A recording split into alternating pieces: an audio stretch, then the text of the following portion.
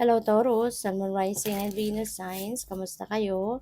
Sana po'y nasa mabuti kayong kalagayan. Welcome back po sa Star Tarot. At kung bago kayo rito, welcome din po kayo. Please subscribe, like, share my videos, and leave me a comment kung nakaresonate kayo. Thank you. So Taurus, we have angel number 1144. Sabi dito, there is a divine intervention that is going to happen, so which is really good. Kasi ibig sabihin dito 'no, na the universe is, maaaring merong mga pagbabago 'no, na mangyayari sa buhay mo around this time and, merong tulong, merong gagawing, tulong sa'yo ang universe sa ngayon para mabago ang inyong sitwasyon, okay. And, maaari na ito ay magdadala sa'yo kung ano man ang mga pagbabagong ito. There could be opportunities, 'di ba, na dadating at, kung ano man ang mga opportunity na 'to na ibibigay sa'yo could be, 'di ba, the source of your prosperity, 'no. Pupuwedeng eto yung big ventures na pupuwede mong simulan, 'di ba? Kung ano man ito, pupuwedeng business 'yan, pupuwedeng career, 'di ba, 'no. So, pupuwedeng dito magsisimula 'no, ang inyong pagiging yayamanin. Dito magsisimula yung pagtupad mo sa inyong mga pinapangarap. So, pupuwedeng gano'n ang ganap dito kaya good luck sa'yo. So, we also have angel number 2222.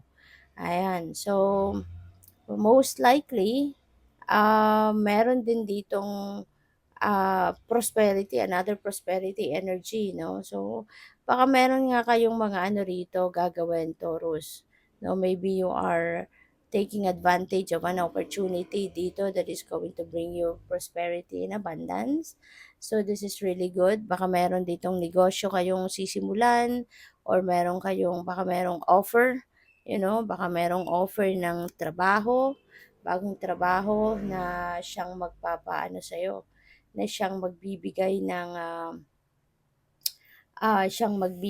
ng pagkakataon para sa'yo na makipagtulungan din sa iba. Baka meron ditong partnership, business partnership, na mangyayari or baka sa trabaho ninyo, baka meron kayong magiging ka-partner, assistant, ganyan, 'no, kung sa trabaho man ito.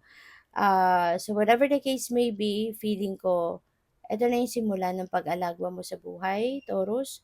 Kung dati ka ng kung dati ka ng successful, baka ngayon mas magiging successful ka pa, 'di ba?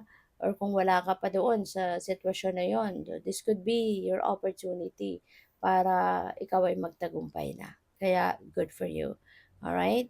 So what else? We have, no, at baka, no, maaari na ang iba sa inyo as well na mapahabol lang, na baka you are also going to build new relationships sa ngayon. Not necessarily na romantic relationship, but feeling ko dito baka magkakaroon kayo ng mga bagong kaibigan dahil doon 'no, sa trabaho or sa karera na gagawin ninyo or na tatahakin ninyo sa ngayon. Baka you will be meeting new people, 'di ba? At, yun ay baka mag-build ka ng panibagong pakikipagkaibigan. So, we also have, angel number 1011, take action, okay. Kasi maaari na meron talaga ditong bagong opportunity dadating. So, you need to ano, to take action kasi sayang, 'di ba? Yung mga opportunity na 'yan na dumadating sa buhay natin, 'di ba? 'Yan ay mga padala ng divine universe. At, kung hindi natin na-aksiyunan baka mawala na lang 'yan, mag-fade away na, sayang, 'di ba? Kasi you never know, ito na talaga yung magpapaano sa'yo, ito na yung magpapaasenso sa'yo, ito na yung magpapayaman sa'yo, ito na yung makakatulong sa'yo para matupad mo na yung mga pangarap mo, 'di ba? Maaaring yung mga opportunity na 'to, ito na yung kumbaga, this is a once in a lifetime opportunity, 'di ba? So, yun, kaya take advantage of that, okay. Tignan ninyo, pansinin ninyo agad, alright?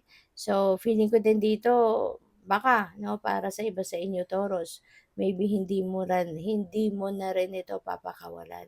You are also siguro going to, um, embrace, no, at least one of those opportunities na dadating. Kaya meron kang sisimulang bagong ganap, no? So, good luck sa'yo. And by the way, maraming salamat for subscribing. And if you haven't subscribed yet, subscribe na kayo.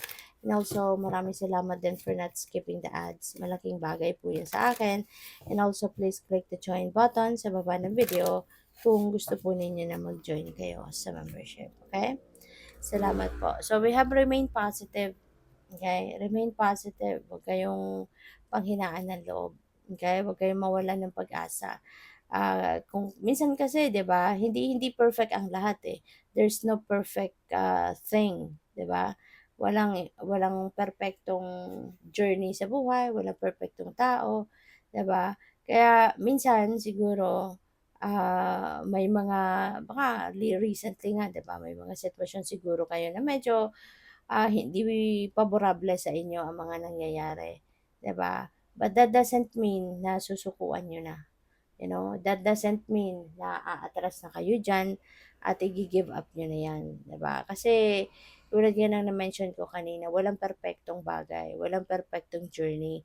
Lagi at laging merong lubak, 'no, na tayo'y madadaanan sa path of journey natin, 'no, na dinadaanan natin. Kaya instead of sumuko ka, instead na i-give up mo 'yan, remain positive. Okay, remain positive na 'yan ay kaparte lang ng life's journey mo at malalagpasan mo 'yan kung ano mang challenge 'yan, malalagpasan mo, masosolusyunan mo at makakarating ka pa rin 'no, sa kung saan mo man gustong makarating, okay. So, hindi ibig sabihin na tayo'y nagkakaroon ng problema, nagkakaroon tayo ng mga challenges, sa buhay, hindi 'yan ibig sabihin na tayo susuko na or hindi ibig sabihin na dapat sukuan na natin 'yan, okay? So, remain positive kasi meron nag-aantay na magandang sitwasyon, 'di ba, sa dulo ng journey mo na 'yan, alright? So, we have peaceful resolution.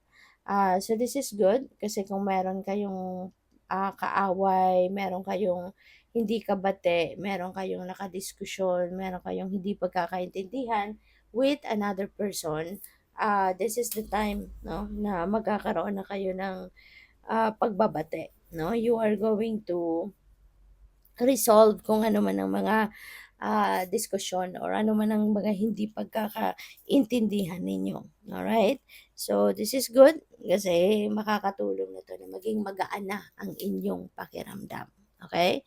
So, we have romance, ayan. So, maybe ang iba sa inyo is, magkakaroon ng ano, magkakaroon ng panibagong, relationship. Baka yung new beginning na 'to, yung fresh start na 'to, about to begin in your life, maaaring 'yan ay sa relationship, you know? This could be a new love and romantic relationship na papasukin ng iba sa inyo if you're single. At kung hindi man, kung kayo nasa isang relasyon na, this could be a new level in your relationship na maaaring papasukin nyo. You know? So this could be a new commitment. I mean, a new level in your commitment. So baka meron na ditong marriage proposal or meron na ditong, wedding bells na mangyayari, no?